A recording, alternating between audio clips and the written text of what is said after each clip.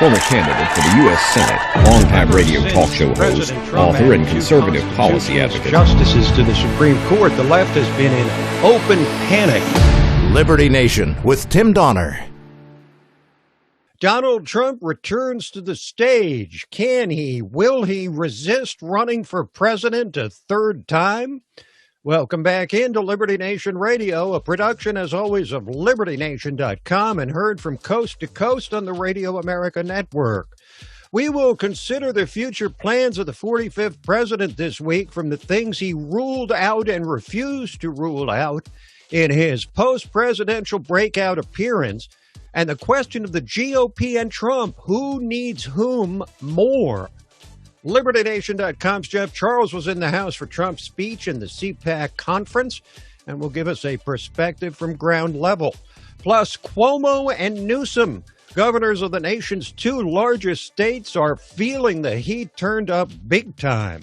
We'll consider their prospects or lack thereof.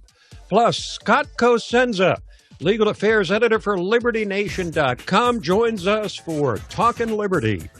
Say what? Say what? Say what? One more time. We kick things off with our signature segment, Say What, where we roll out a virtual assembly line of wacky, astonishing, damnable, and ultimately revealing things uttered by politicians in the chattering class. Not hard to pick this week's most ridiculous quote. Remember John Brennan, the CIA director under Barack Obama and the man at the center of the scandal which never got resolved during the Trump era, spying on the Trump campaign and then trying to cut the knees out from under Trump once he got into office? Well, this week, following claims by Trump followers about what caused the Capitol riot on January 6th that kicked in his Trump derangement syndrome afresh, Brennan condemned not just Trump or his followers, or most of the GOP, except for today's most prominent rhinos like Mitt Romney, Republicans in name only, but his own entire race and gender. Well, I must say I'm increasingly embarrassed to be a white male these days, in light of what I see of my other white males saying. But it just shows that with very few exceptions, like Mitt Romney, Liz Cheney, Adam Kinzinger, there are so few Republicans in Congress who value truth, honesty, and integrity. And so they'll continue to gaslight the country the way that Donald Trump did. It is just a disgusting display of craven politics that really should have no place in the United States in 2021. So there you have it. John Brennan lecturing us on truth, honesty, and integrity. Talk about chutzpah. He's ashamed to be white, ashamed to be a man, and more than anxious and willing to carry on his deranged crusade, even with Trump resting at home in Florida instead of tormenting Brennan and his ilk from the White House. Maybe he's just got nothing better to do, doesn't know how to carry on, lost his way, with Trump no longer front and center to kick around. But thanks to the paranoia of Brennan and his fellow travelers on the left, the capital of the United States remains locked down like a cross between a war zone and a banana republic, even though, as the top Republican of the House Intelligence Committee, Devin Nunes, observed, this is not about security. It's pure theater designed to exaggerate the threat. This is nothing compared to the threats that we've seen over the last 2 decades since 9/11, 2001, of radical Islamic potential attacks on the Capitol and the targeting of politicians and other government buildings. So what this is really about, this is a Hollywood production scene. So nobody's in Washington, D.C. You can't find anybody. Nobody's on the streets. The restaurants are mostly closed. So this is all about narrative building. What they want to do is they want to label every conservative and Republican across this country as some type of dangerous domestic terrorist threat. I think it's going to blow up in their face. It looks worse than a third world country. So March 4th, the day where this supposed insurrection was supposed to occur, came and went, nothing happened. But still, National Guard troops, fences, barbed wire, locking down what we used to call the People's House and several blocks around it. How long can they justify this wartime footing? Meanwhile, the walls continue to close in on the Democratic governors of the nation's two largest states. In California, Gavin Newsom faces a recall, with organizers claiming they've surpassed the 1.5 million signatures needed to put the recall on the ballot. And the heat really got turned up on the riches to rags governor of New York, Andrew Cuomo, this week. Not only is he on the skillet for false reporting of nursing home deaths during the pandemic, but 3 women have now come forward claiming sexual harassment. And you know a guy's in trouble when members of his own party start calling for impeachment, as happened with Democratic State Senator Julio Salazar from Brooklyn. I think he's just too compromised to continue in his position. Is impeachment the best remedy? I think that we have to use every remedy and every mechanism at our disposal. I think it's very clear to the public that he has deliberately abused his power, both his expanded executive powers in the state of emergency, but also his power over his employees. Cuomo, of course, has denied any improper sexual conduct, but the ferocious New York State Attorney General Letitia James, also a Democrat, has launched an investigation. At this point, Governor Cuomo needs to outlive not one but 2 scandals, and probably ought to be asked that famous question from the Southwest Airlines ad, want to get away? And the fallout goes beyond the New York governor to his brother, the outspoken Chris Cuomo, on CNN, who famously joked around with his brother on air and propped him up when he was heralded as a star of the pandemic last summer.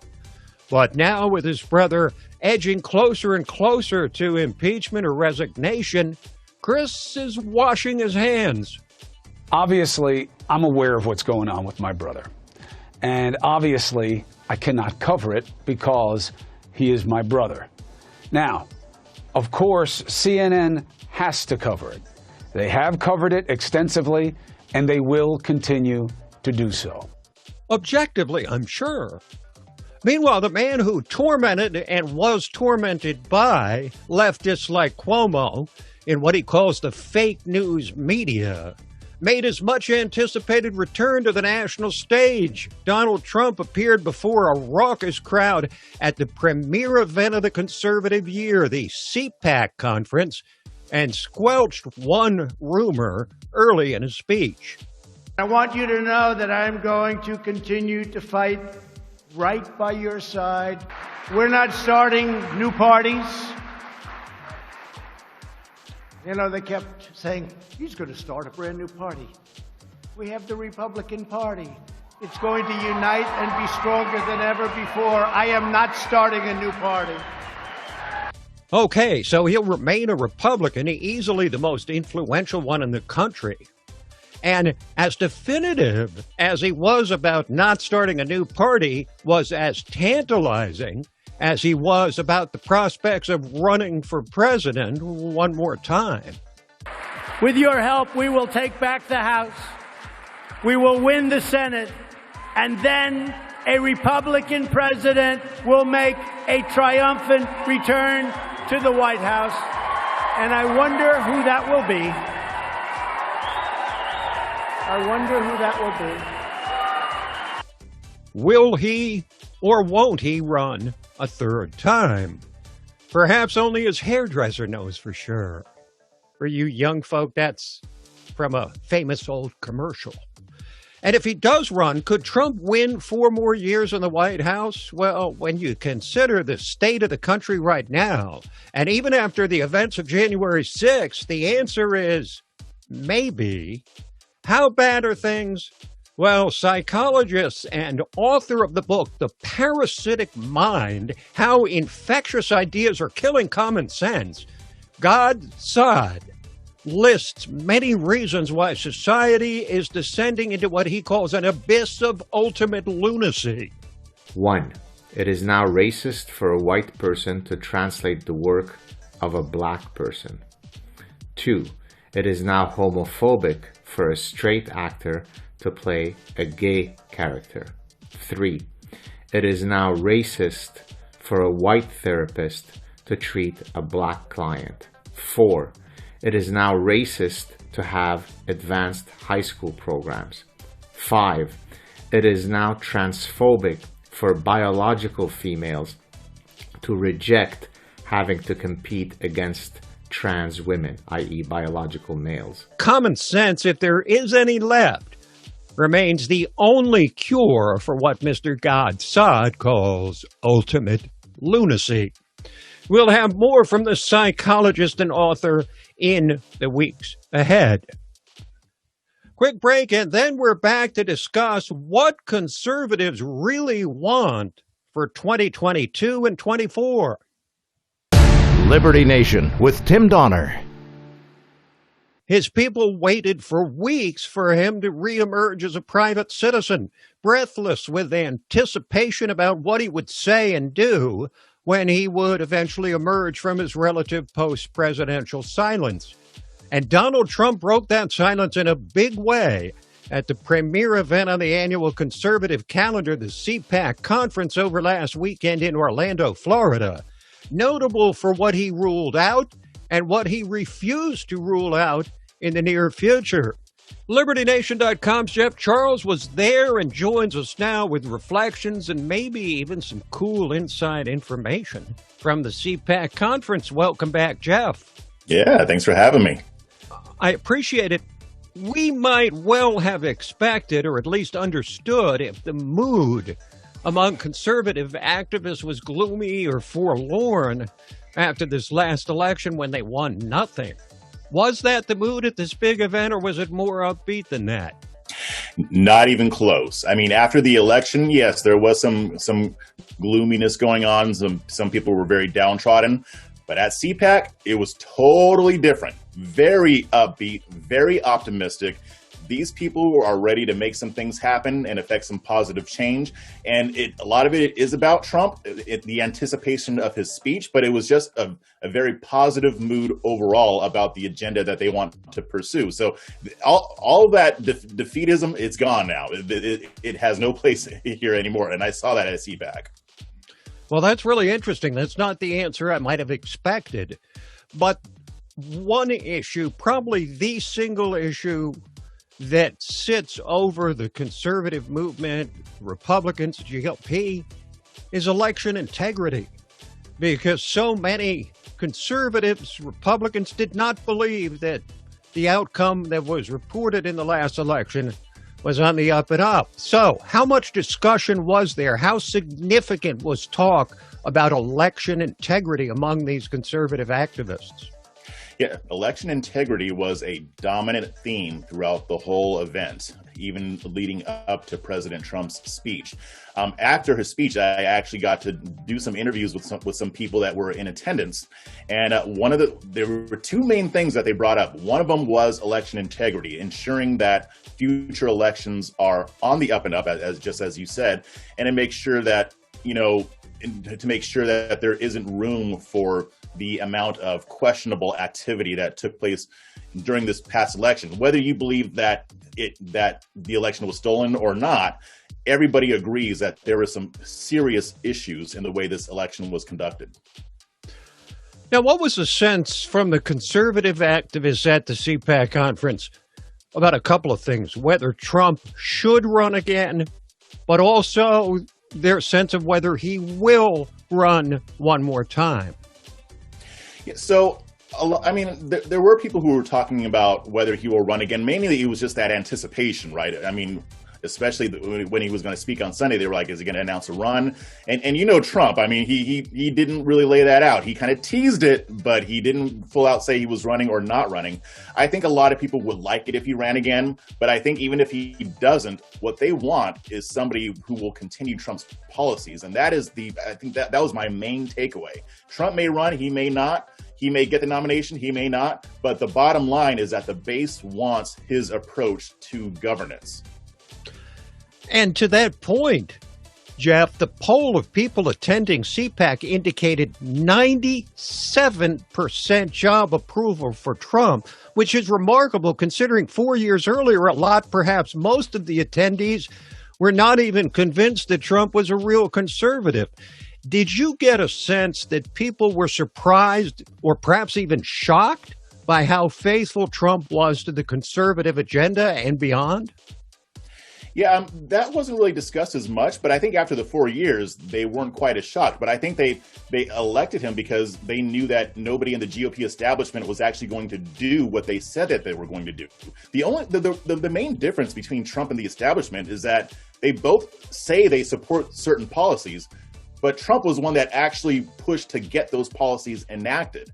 And in some areas, people, right. he's not as conservative as people would like him to be, but in other areas he is. But the bottom line is, when it comes to implementation, he is probably more conservative than a lot of his predecessors. I asked people what the most important part of President Trump's speech was. The first thing was election integrity, like I said, and the other was the establishment, getting rid of establishment figures in the GOP, the squishy Republicans who basically function as diet Democrats. I'll tell you right now, the base is done with establishment figures who get elected by making promises that they know they're not going to keep, and then getting into Washington and saying, well, you got to vote for me because otherwise there'll be a Democrat. They're done with that. We're going into a new era where we actually expect results. That's the feel that I got from people at CPAC. Well, maybe the progressives felt that way in 2016. Like, we're not going to settle for Hillary Clinton. We want a real progressive, or we're not going to get energized about this election. And, of course, she lost. Jeff, thanks so much for joining us. Thanks for having me. Jeff Charles, LibertyNation.com. Quick break, and then we're back to consider a paradox. How the man the GOP, or much of it, is blaming for November's defeat is the man they must now rely on more than ever.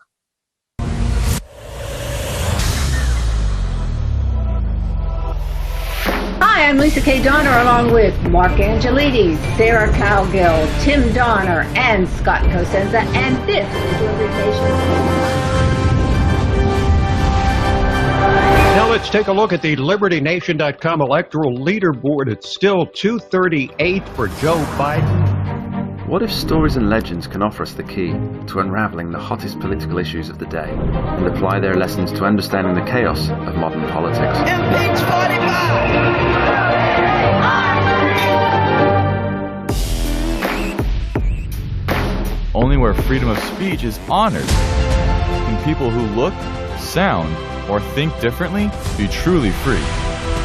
If you're discussing something that's difficult, the probability that you're not going to offend each other is zero. President-elect of the United States of America, Donald Trump.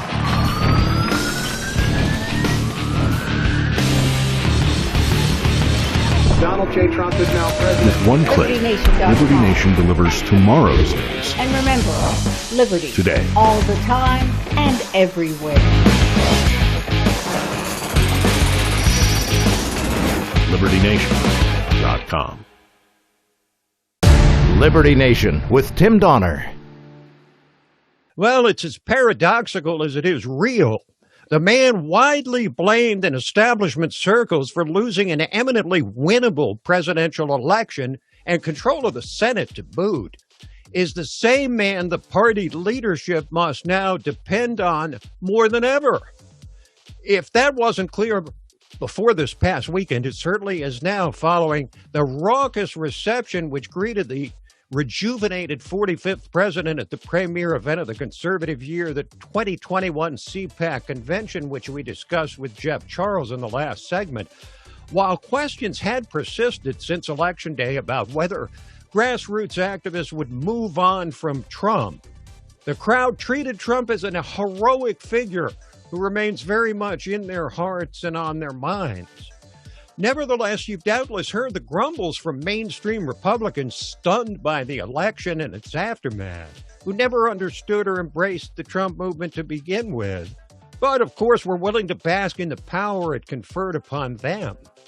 They are asking a contemporary iteration of an age-old rhetorical question, usually posed by those people more concerned with victory at any cost than effective policy. Here's the question. Would you rather compromise and win, or hold firm to your beliefs and lose? Would you prefer to cling to your guns and your religion and Trump, and kiss control of the White House and Congress goodbye for as far as the eye can see? That false choice is being implicitly offered to conservatives these days by GOP leaders desperately scrambling to define their party in the wake of an election which left them powerless. They believe Trump is now toxic to the party, and yet they realize the paradoxical and awful to them reality that he's crucial to victory in the upcoming midterm and presidential elections.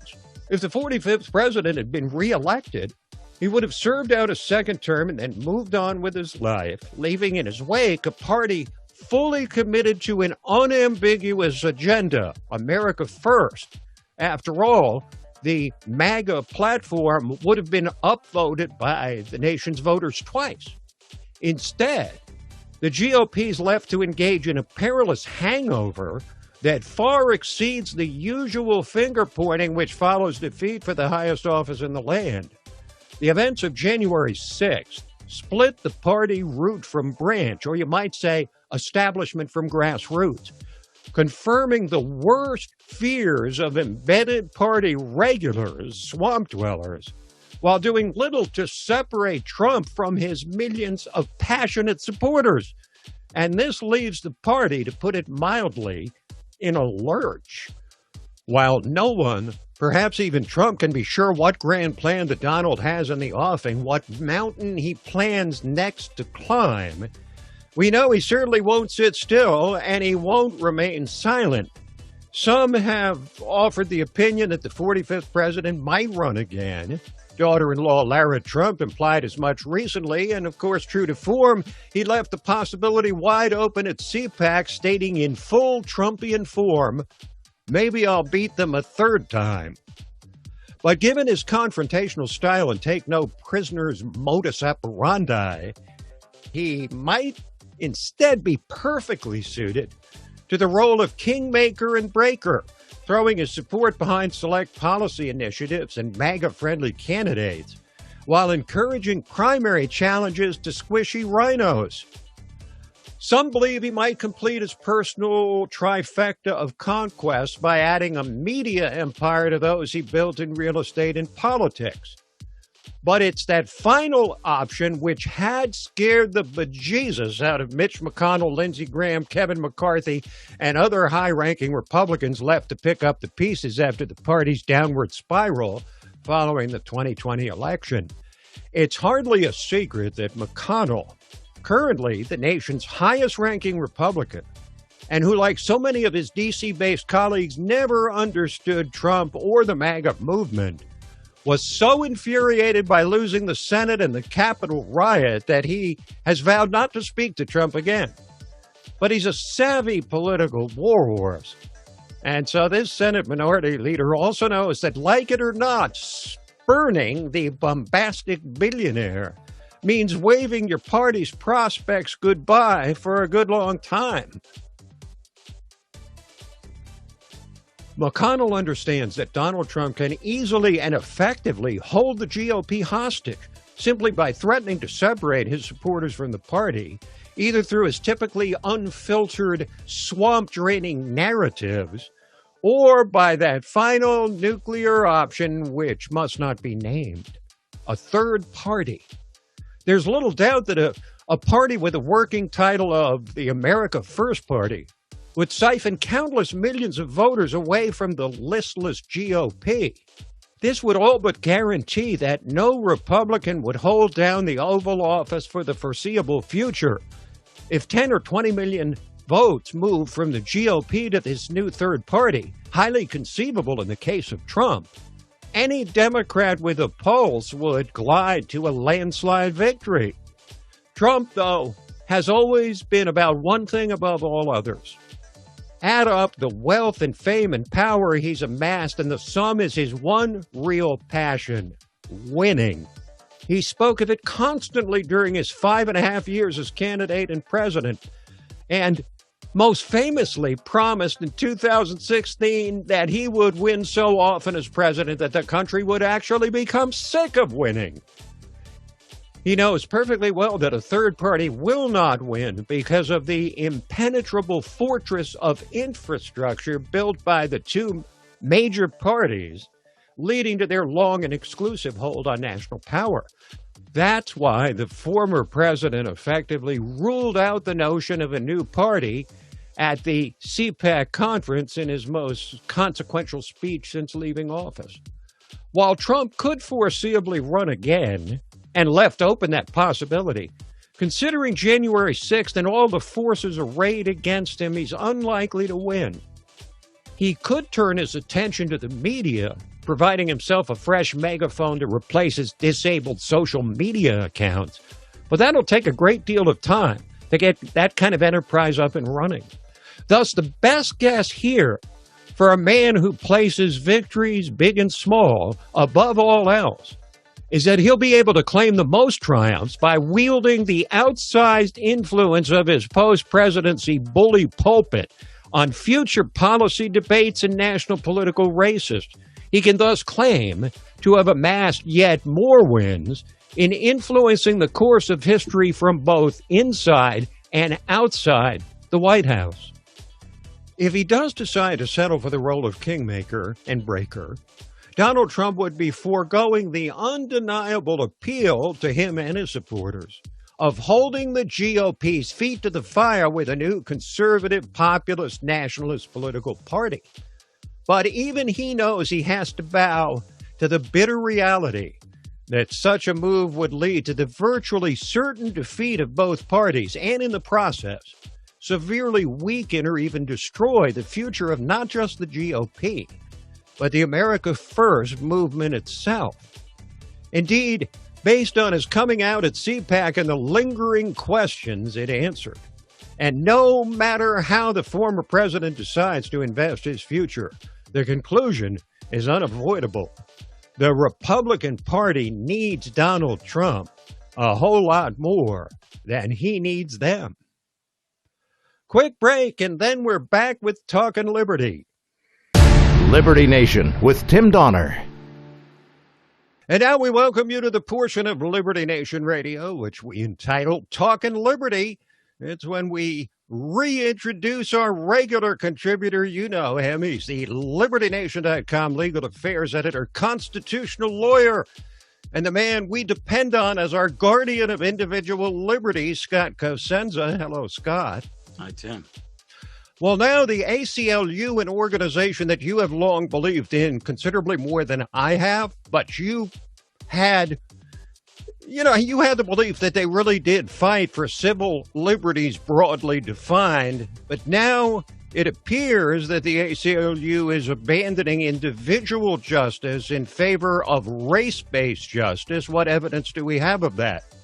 Well, before we talk about that, I would say it's not, I don't think you can say it's my belief, Tim. If you look at the breadth and depth of cases where individual liberty is upheld over state action, where ACLU attorneys and ACLU action was the genesis of it right through to the completion of it, any fair reading would say they are vital or have been vital. And that's actually the sadness of it all. It doesn't look like they're going to be vital anymore to the protection of liberty in our country.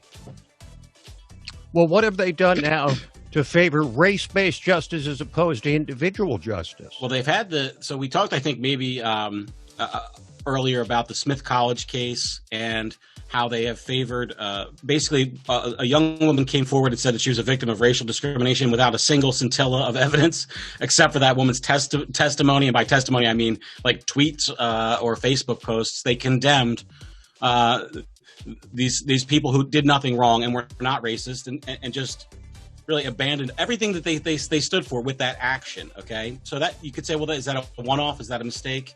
Well, we know it's not, because in the face of Virginia's marijuana legalization bill, they criticized the bill, Tim, not because it was insufficiently quick with removing the criminal restrictions that marijuana users or possessors might face, but because it didn't include a racial justice component. And what that would mean, Tim, is that black and brown people would get basically superior treatment with bidding for contracts for dispensaries and that sort of thing, and money directed towards causes that could be associated with them. That was the primary objection to the law, is that it didn't have this racial justice component. And I think it is exceedingly dangerous for all of us. If it's sort of like if the NRA goes away, I mean, warts and all, it's been helpful for gun owners to have them as an ally, by and large. And for all of us, it's by and large helpful to have the ACLU. And if there's a vacuum created because of this racial justice stuff, we're in for it.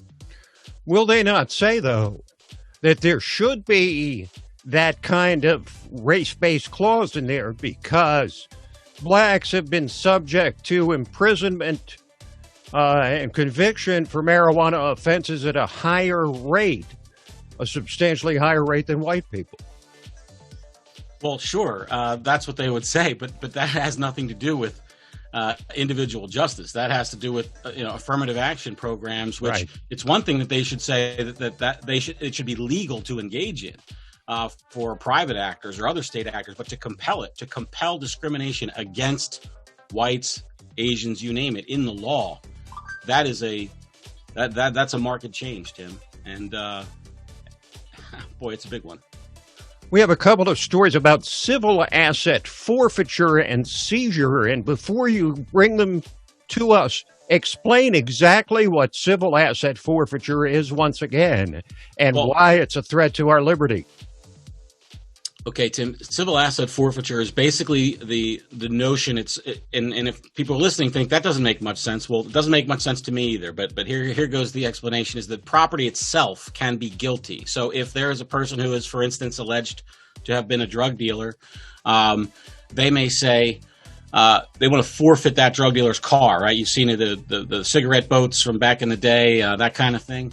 Well, what they do is they don't sue the owner of the vehicle to say, we allege that you've been using this. They actually attach or sue the vehicle itself. And the reason why that's important is because it places a burden, it shifts the burden from the government from prosecuting you for a crime to you having to kind of prove in court that the article they want to seize was not used in the manner they say. It is almost impossible to do and costs a fortune if you can afford it in the first place, and most people can't.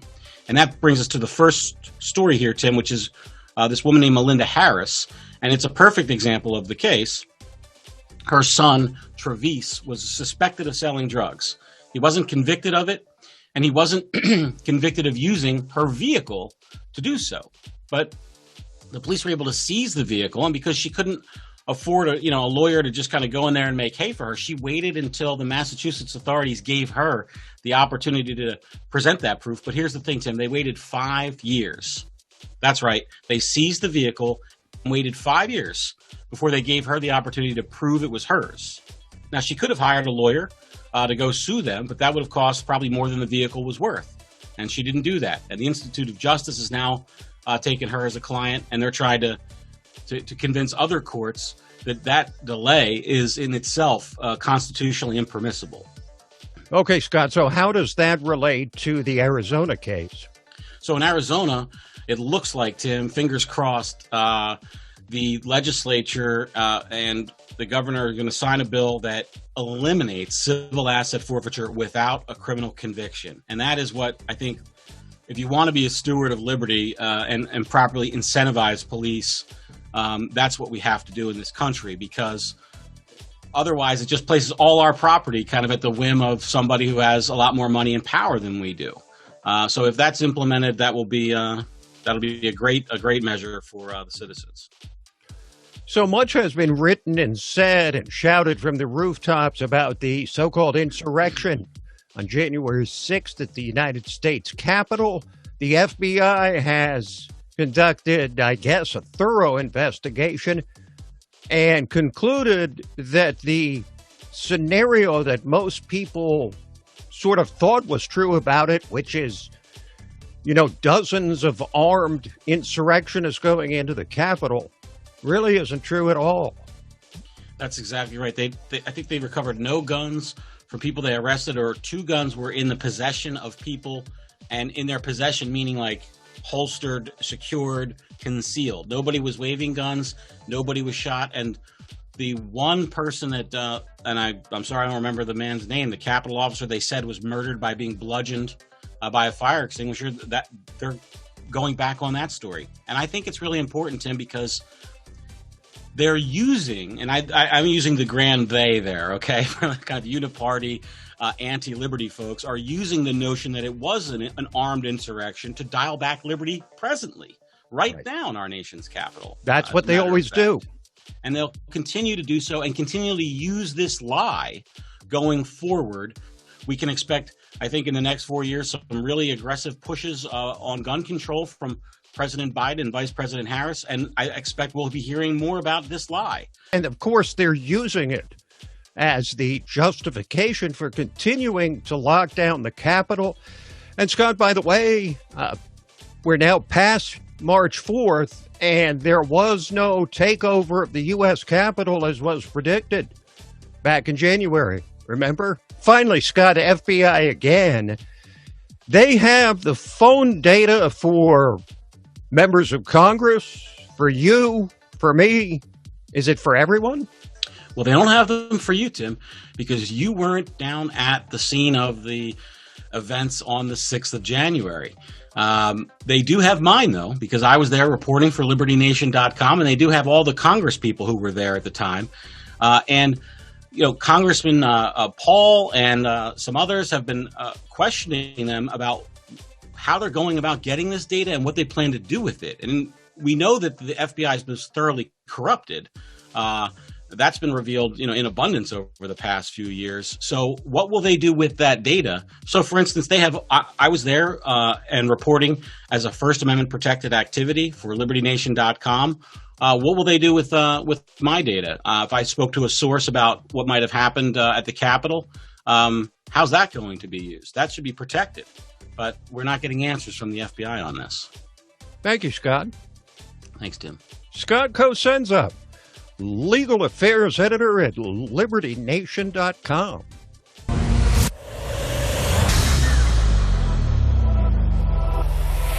Hi, I'm Lisa K. Donner, along with Mark Angelides, Sarah Cowgill, Tim Donner, and Scott Cosenza, and this is Liberty Nation.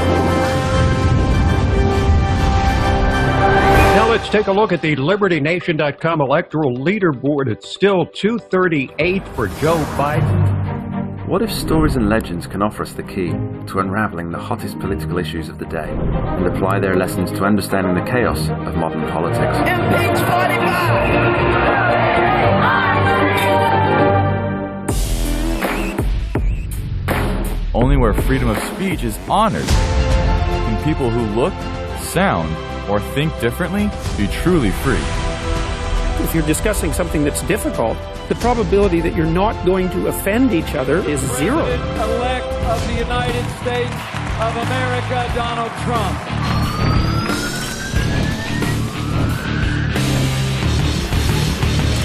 Donald J. Trump is now president. With one click, Liberty Nation delivers tomorrow's news. And remember, liberty. Today. All the time and everywhere.